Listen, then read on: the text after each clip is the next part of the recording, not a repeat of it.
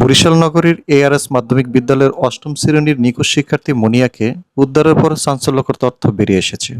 বর্তমানে ভিকটিম মুনিয়া Barishal Sherebangla medical college হাসপাতালে one stop crisis সেন্টারে চিকিৎসাধীন রয়েছে। গত 13 মে 2026 তারিখ ভিকটিমের মা সুফিয়া খাতুন বাদী হয়ে বরিশাল কোতোয়ালি মডেল থানায় একটি মামলা দায়ের করেন। মামলার 1 নং আসামি মেহেদী হাসান মামুন মাস্টার, যিনি ধান গবেষণা এলাকার মোশাররফ হোসেন চান্টুর ছেলে। জানা গেছে, এই মামুন মাস্টার স্থানীয় সাবেক কাউন্সিলর ও বিএনপি নেতা ফিরোজ মিয়া ও ব্যবসায়ী স্বপন মিয়ার ভাতিজা। এছাড়া তিনি আবিদুন্নেছা বেসরকারি প্রাথমিক বিদ্যালয়ের প্রধান শিক্ষক হিসেবে কর্মরত।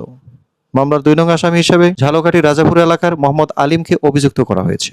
ভিকটিমের মা সুফিয়া জানান, গত 1 মে সকালে মুনিয়া বাসা থেকে বের হয়ে নিখোঁজ হয়। নিখোঁজের দিনই 1 নং আসামি মামুন মাস্টারের বাসা থেকে মুনিয়ার স্কুল ব্যাগ উদ্ধার করা হয়েছে। অভিযোগ রয়েছে, তখন ব্যবসায়ী স্বপন মিয়া আশ্বস্ত করেছিলেন যে তারা মেয়েকে উদ্ধার করে দেবেন। বাদী আরও অভিযোগ করেন, আমার মেয়ে টানা 9 দিন নিখোঁজ থাকার পর তাকে ঢাকা থেকে উদ্ধার করা হয়েছে। সেখানে সে ঢাকা মেডিকেল কলেজ হাসপাতালের ভিকটিম সেন্টারে ভর্তি ছিল।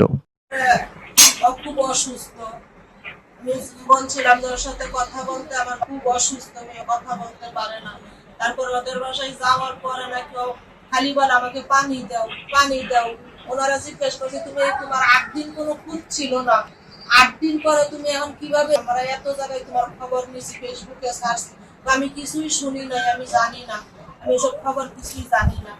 এখন আমার অনেক রাত্রে আমার খালি এটুকু জানি, একটা লোকে আমার বাসে উঠাইয়া দিছে, বাসে উঠাইয়া আমার এই আগারগাঁও নামাইয়া দিয়ে সে চলে গেছে। এখন সে নাকি, তারপর আমার মেয়ে নাকি ওই আগারগাঁও থেকে মানুষের কাছে জিজ্ঞাসা করে যে ওইখানে আমার মামার বাসা আছে, ওইখানে কিভাবে যাওয়া যায়। তারপরে লোকজন নাকি তারে রিক্সায় উঠাইয়া দিছে। আমার ভাইয়ের বাসার নাম বলছে, আমি ওরা আগে নিয়ে গেছিলাম আর কি, ওর মামার বাসা ওইখানে, ওরা আগে মোবাইলে কথা টথা বলতো, জানছে যে ওইখানে ওর মামার বাসা আছে। তারপর বলে যে ওইখানে আমার মামার বাসা আছে, আমি ওইখানে যাব। তারপর ওইখানে লোকজন করে রিক্সায় উঠাইয়া দিছে। উঠাইয়া দেওয়ার পর আস্তে আস্তে ওর মামার বাসায় গেছে। যাওয়ার পরে আপনি যাই নাকি ওর মামিরা খালি বলতেছে, মামি আমার পানি দাও, পানি দাও। ওনারা আবার দেখ করে তাড়াতাড়ি বসাইছে, ঘরে বসানোর পরে পানি দিছে, কয়েক মগ পানি খাইছে, 4-5 মগ পানি খাইছে। পানি খাওয়ার পরে অনেক কথা জিজ্ঞেস করে, কথা বলতে পারে না, মানে অসুস্থ হইয়া পড়ছে। তারপর ওরা রেস্টে থাকতে বলছে যে তুমি তাহলে কিছুক্ষণ ঘুমাও। আমি ঘুমাবো, আমার ঘুম এরকম মানে কিরকম কিরকম করে উল্টা পাল্টা কথা বলে, আগের মতো নাই। ওরা আমি আগে নিয়ে গেছিলাম ওই বাসায় বেড়াইতে, সেই রকম আরো কিছুই নাই, খালি উল্টা পাল্টা করতে আছে। এরকম দেখে তো তারা বুঝছে মেয়েটা খুবই অসুস্থ। সুস্থ হওয়ার পরে ওরে ধরেন তারা রেস্টে থাকতে বলছে, ও খালি ঘুমাইতেছে, ঘুমাইছে। ঘুমানোর পরে এখন আমি থানা থেকে আমার যে আপনারা খবর দিচ্ছেন যে মুনিয়ার সন্ধান মিলছে, সেই থানা থেকে একের পর এক স্যারেরা ফোন করা শুরু করছে যে মুনিয়ার সন্ধান মিলছে কোথায়, যে মুনিয়া আপনি থানায় আসেন, আপনি তাড়াতাড়ি থানায় আসেন। স্যার থানায় আসবো, মেয়ে তো আমার ঢাকা সন্ধান মিলছে, মেয়েটারে আমরা আগে ঠিক মতো দেখি কি অবস্থায় আমি আসতে আছি। তারপরে ওনারা ফোন করে, তারপরে আমি বিকালে আমি গেছি থানায়। থানায় যাওয়ার পরে এখন এসআই মিরাজ সাহেব বলতেছে যে আপনার মেয়ে ঢাকা কিভাবে গেল? আমি কই, স্যার আমি তো জানি না, আমার ভাইয়ে বলছে আজকে ঢাকায় নাকি ওরে পাওয়া গেছে, ও নাকি আমার ভাইয়ের বাসায় গেছে, এখন খুব অসুস্থ সেটা জানাইছে। তারপর আমার ভাইয়ের সাথে কথা বলছে মিরাজ সাহেবে, মোবাইলে কথা বলার পরে তারপরে আপনার বলে যে মুনিয়ার একটু ভিডিও কলে আমার দেখাও। তখন আমার ভাই আবার ভিডিও কল দিছে, দেওয়ার পরে উনি নিজেও দেখছে আমার মেয়ে কিছু বলতে পারতেছে না। আমার ওর মামি পিছন দিয়ে ধইরা রাখছে, আরো খালি কইরা যা কথা যে বলবে, মানে ওর চোখে কেন একটা ঘুমের সেটাই কাটে না, আর চোখ মুখ একদম চেহারা কালো হয়ে গেছে। আমার ভাই বলতেছে, দেখছেন অত কথা বলতে পারে না, এখন কি বলবে আপনার কাছে, ও খুব অসুস্থ। তারপর 2-3টা কথা শুনছে, শোনার পরে ঠিক আছে রাইখা দেন। তারপর আমার ভাই রাইখা দিছে, রাইখা দেওয়ার পরে আমার বলে যাবা আপনার মেয়েকে তো পাওয়া গেছে, সন্ধান তো পাওয়া গেছে, 8 দিন পরে সন্ধান পাওয়া গেছে, এখন আপনার মেয়েকে তো ওইখান থেকে আনা লাগবে আমাদের থানায়, এখন আপনি কি যাই আনবেন নাকি আমাদের যাওয়ার ব্যবস্থা করবেন? এরকম বলি, স্যার আপনারা কিভাবে যাইবেন? আপনি যদি বলেন তাহলে আমরা এখান থেকে এখনই 2টা নারী পুলিশ এবং আমরা পুরুষ পুলিশ মিলে আবার আপনারও সাথে যাইতে হবে ঘটনাস্থলে, যাই আপনার মেয়েকে আমরা গাড়িতে করে রাতেই থানায় নিয়ে আসবো। আমি বলি, স্যার আমি গরিব মানুষ, আমার তো সেই রকমের কোনো আয় বাণিজ্য নাই, আমার স্বামীও এখন দূরে, এই ঘটনার পর হইতে নাকি আমার স্বামীরাও স্বপন মামা হুমকি দিছে, ভয় দেখাইছে। এখন সেই ভয়ও সে ওই কানে নাই, আমার স্বামীও দূরে, আমার বাচ্চা দুইটা ছোট ছোট, দেখেন আমার ওই মেয়েটা অসুস্থ, এই মেয়েটা অসুস্থ। ও হারাইছে পর হইতে আমার ঘরে কোনো একটু চা করে বাচ্চাদেরকে খাওয়াবো সেই অবস্থাটা আমার মেয়েটার সন্তানই পাই না। একটা মেয়ে যদি সন্তান না পায় তার মা কি কিছু কি করে, ওর জন্য আমার এই দুইটা বাচ্চা শেষ হয়ে যাইতে আছে। আর বাবাও দূরে আছে, আর বাবাও যে থাকলে যে একটা কিছু আমার সহযোগিতা করবো সেটা না, আমার একলাই যাওয়া লাগে থানায়। তার হুমকি দেওয়ার পরে থেকে থানায়ও যাই থাকে না, তারা নাকি ওনারা হুমকি দিছে। কারা? স্বপন মামারা।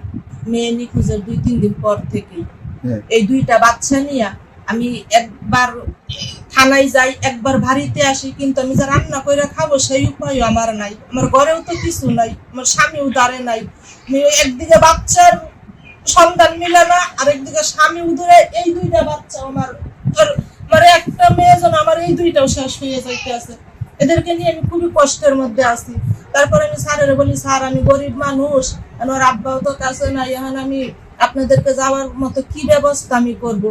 আপনারা গাড়ি নিয়ে যাইতে পারবো, আমরা যে যাবো আমাদের তো একটা খরচ আছে, তখন আমরা সেটা যদি আপনি ব্যবস্থা করেন তাহলে আমরা যাবো। তখন ওনার কথা শুনে বললাম যে স্যার আমার পক্ষে সম্ভব হবে না, তাহলে দেখি কথা আপনি যদি আমাদেরকে না পাঠান তাহলে আপনি যাই আপনার মেয়েকে কিভাবে নিয়ে আসবেন, আনেন, এনে আমাদের থানায় হাজির করবেন।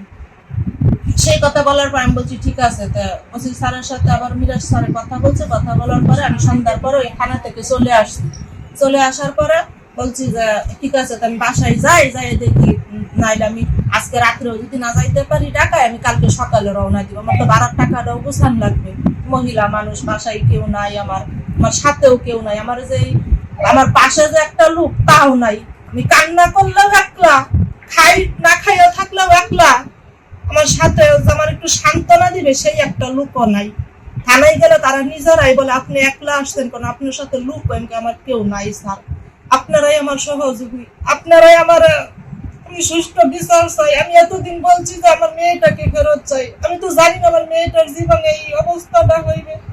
আজকে আমার মেয়েটা কত ভালো একটা ছাত্রী ছিল, আজকে আমার মেয়েটার জীবনটাই তারা শেষ করে দিছে। হ্যাঁ, তারপরে বাসায় আসার পরে আমার ভাই আবার ফোন করে বলতেছে আপা মুনিয়া খুবই অসুস্থ, পরে হাসপাতালে নেওয়া লাগবে। তারপর আমি আবার এটা আব্বুরে জানাই যে মুনিয়া নাকি খুবই অসুস্থ হয়ে পড়ছে। বলে ঠিক আছে নিয়ে যাইতে বলো হাসপাতালে। তারপরে ওরা সৌরদি হাসপাতালে নিয়ে গেছে, ওইখানে মেয়েটা রাখে নাই, এরকম শূন্য অসুস্থ বেশি দেখে বলছে তাকে মেডিকেল কলেজ হাসপাতালে নিয়ে যাইতে। তারপরে আমার ভাই ওই ঢাকা মেডিকেল কলেজ হাসপাতালে নিয়ে যাওয়ার পর ওর জরুরি বিভাগে ওসিসিতে ভর্তি দেয় কান্দানা। তারপর আবার ওর আব্বু খবর পাইয়া রাতে ওইখানে চলে যাইয়া আর আব্বু আর ওর মামা দুজনে মিললে ওকে ভর্তি করেন জরুরি বিভাগে ওসিসিতে। ভর্তি করার পরে আমি আবার এসআই মিরাজকে ফোন করে জানাই যে স্যার আপনি তো বলছিলেন আমি যে মেয়েকে নিয়ে আসতে থানেন, আমার মেয়ে অসুস্থ হয়ে পড়ছে, এখন তোরা হাসপাতালে ভর্তি করতে হবে। তো ঠিক আছে ভর্তি করেন, হাসপাতালে চিকিৎসা দেন, আগে সুস্থ হোক, আর আপনি কালকে চলে যান, যাই আমাদেরকে ফোন করে কথা জানাইয়েন ওর কি খবর কি অবস্থা। তারপর ওনার কথা মতো আমি ওই রাত্রে বাসায় থেকে সকালে উঠে আমি ঢাকায় রওনা দিই। আমার ওই ছোট বাচ্চাটাকে নিয়ে, ওইটাও অসুস্থ, ওইটার উনি আমার সাথে কেউ নাই যে একটু যাবে, একটু একটা কিছু কথা দিয়েও সাহায্য করবে সেইটাও না। তারপর আমি ঢাকা গেছি, যাওয়ার পথে স্যার আমি তো গেছি বাসে, আমার সাথে সেরকম গাড়ি ভাড়ার টাকাও নাই যে আমি ভালো একটা গাড়িতে উঠবো বা ডাইরেক্ট গাড়িতে যাবো, সেটাও আমি পারি না। ওই বাচ্চা নিয়ে খুব কষ্ট হয়েছে আমার যাইতে, একলা একলা গেছি। যাওয়ার পরে রাস্তায় বৃষ্টি নামছে, বাসা থেকে নামছে, ওই হাসপাতালে পৌঁছাবো বৃষ্টি, রাস্তায় খুবই বৃষ্টি। মেয়েকে বরিশালে নিয়ে আসছি কালকে সকালে। মেয়েটাকে গণধর্ষণ করা হয়েছে, মেয়েটার ইচ্ছার বিরুদ্ধে মেয়েটাকে গণইউজ করা হয়েছে। এটা যে সঠিকটা কোথায় হয়েছে ও সেই স্থানটা কোনো ঠিক করে বলতে পারে না, সেটাও বলতে পারে না এখনো। এদিকে বলে ধরেন ওই স্কুলের পিছনে ওইদিকে একটা রুমের মধ্যে ছিল আবেদুন্নেসা প্রাথমিক বিদ্যালয় সকল মেয়ের, এবার বলে ওইদিকে পিছনে একটা রুমে ছিল, আবার বলে যে ওই নতুল্লাবাদ যাওয়ার সময় বাসে একটা লোকে ওরে নিয়ে বলছে, আমি ওর কাছে জিজ্ঞাসা করছি, তুমি আজ যদি কিছু নাও মনে থাকে তুমি একটু মনে করার চেষ্টা করো, তুমি কি ওই বাসায় গেছিলা? হ্যাঁ গেছিলাম ওইখানে ব্যাগ রাখছিলাম, ওইখানে ব্যাগটা আনতে গেছিলাম। মাস্টারের বিষয় বলছে মাস্টারের সাথে ওর কথা হয়েছে। মাস্টারের সাথে কি তোমার কথা হয়েছে? বলে হ্যাঁ, মাস্টারের সাথে আমি 15-20 মিনিট কথা বলছি। কথা বললাম, তারপরে নাকি সন্ধ্যা হয়ে গেছে, তারপরে নাকি ওই দিক দিয়ে যাইতে নিছে। ও যেটুকু বলছো তো এখন সঠিক খবর জানতে পারতেছেন, আমি কি বলবো বলেন আপনাদেরকে? সঠিকটা তো সুস্থ করার পরে তখন জানা যাবে সঠিক আসলে কারণটা। বলছে তুমি এইসব নিয়ে মিডিয়াতে যা বলছো, মিডিয়ায় একটা কথা বল আমার অনেক কিছু, মিডিয়াতে একটা কথা বললে আমার ধরেন আমার অনেক একটা মানিজ্যতের ব্যাপার। তুমি যে মিডিয়াতে এগুলা নিয়ে বলা বলি করতে আছো, যা আউগাইছো আর আউগায় না, হলে কিন্তু অবস্থা খারাপ হবে, এই বলে নাকি তাকে হুমকি দিছে। আমি তো এজাহার সূত্রে জানা যায়, 1 নং আসামি মামুন মাস্টারের সহায়তায় 2 নং আসামি আলিম মুনিয়াকে অপহরণ করে সাভার ও ঝালকাঠি বিভিন্ন স্থানে আটকে রেখে তার ইচ্ছার বিরুদ্ধে ধর্ষণ করে। মুনিয়ার বাবা মনির হোসেন একজন দিনমজুর। অভিযোগ উঠেছে, ঘটনার পর মামুন মাস্টার ও তার চাচা ব্যবসায়ী স্বপন মিয়ার ভয়ে এবং হুমকির মুখে মনির এলাকা ছাড়তে বাধ্য হন। মূলত আসামিদের প্রভাবশালী পরিচয় এবং ভয়ের কারণে পরিবারটি চরম নিরাপত্তাহীনতায় ভুগছিল। এ বিষয়ে কোতোয়ালি মডেল থানার অফিসার ইনচার্জ আল মামুন জানান, ভিকটিম উদ্ধার হয়েছে এবং তার জবানবন্দি গ্রহণ করা হয়েছে। ভিকটিমের মায়ের দেওয়া এজাহার ভিত্তিতে মামলা রুজু করা হয়েছে এবং আসামিদের গ্রেপ্তারের পুলিশ অভিযান অব্যাহত রয়েছে।